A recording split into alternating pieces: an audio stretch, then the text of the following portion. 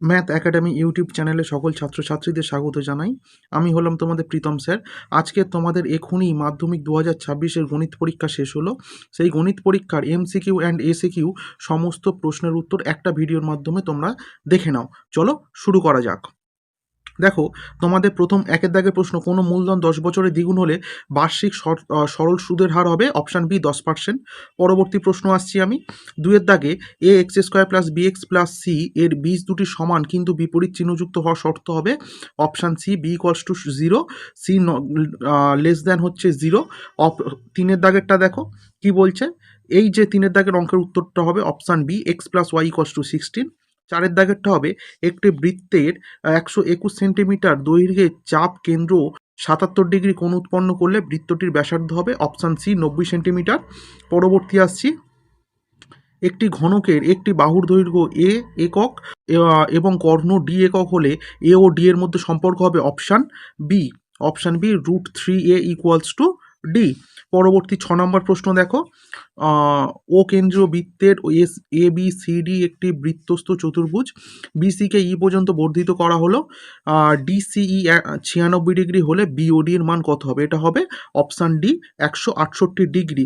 তোমরা কতগুলো উত্তর ঠিক করতে পারলে এমসিকিউ এর মধ্যে অবশ্যই আমাকে কমেন্ট করে জানা। দুইয়ের দাগের একটা কি বলছে আমাদের, যে এক বছরে আসল ও সুদ আসলের অনুপাত 8:9 হলে বার্ষিক সুদের হার কত হবে? 12.5%। পরবর্তী প্রশ্ন। এটা এই যে হচ্ছে 2 নম্বর প্রশ্নটা কিন্তু খুব ট্রিকি, সবাই কিন্তু উত্তর করতে পারবে না।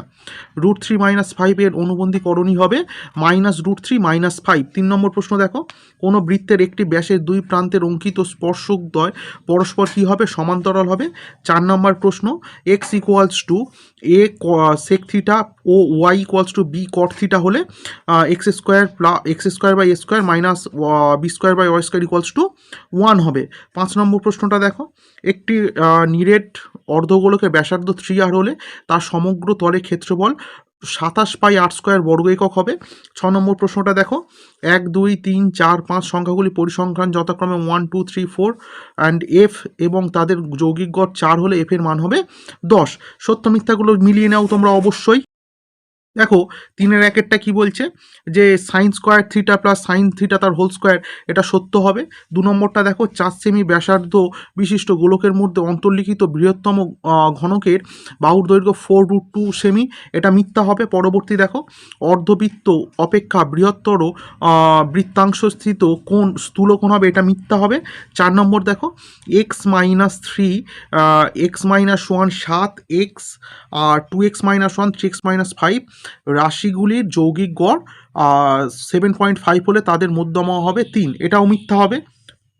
এক্স ভ্যারিয়াস 1/y হলে x y whole to the power 10 ধ্রুবক, এটা সত্য।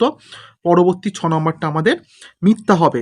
ওকে, পরবর্তী প্রশ্ন আসছি। 2 নম্বরের সমস্ত উত্তরগুলো তোমরা করে এসেছো, অবশ্যই মিলিয়ে নেবে। আর আমার চ্যানেলে নতুন ছাত্রছাত্রী হয়ে থাকলে অবশ্যই চ্যানেলটাকে সাবস্ক্রাইব করে নেবে, ভিডিওটা বন্ধুদের মাঝে শেয়ার করে দেবে। দেখো, 4-এর একেরটা উত্তর হবে 1010 টাকা। 3 নম্বরটা। এ বি সি এবং বিসি বাহু সমান্তরাল সরলরেখা এ বি ও এসিকে যথাক্রমে পি ও কিউ বিন্দুতে ছেদ করে, তাহলে আমার হচ্ছে পিবি এর মান হবে 6 সেমি। তোমাদের ভিডিওটা যত ছোট করা যায় সেই চেষ্টাটা আমি করে যাচ্ছি। 3 নম্বর প্রশ্ন।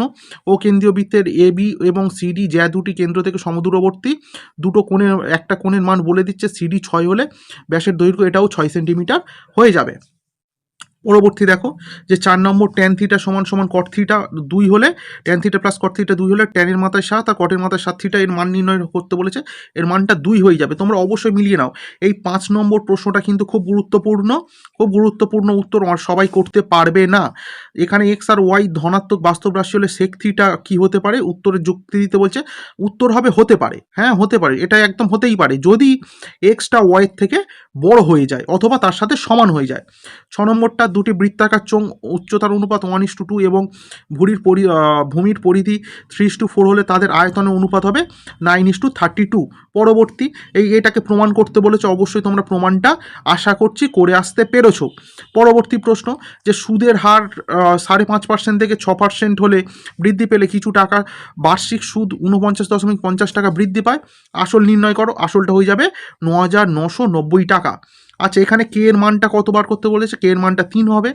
এ প্লাস বি অনুপাত রুট এ বি সমান সমান 2:1 হলে A/B হবে 1:1। পরবর্তী প্রশ্ন, এটা হবে 237.5%, এটা কত হবে 237.5%।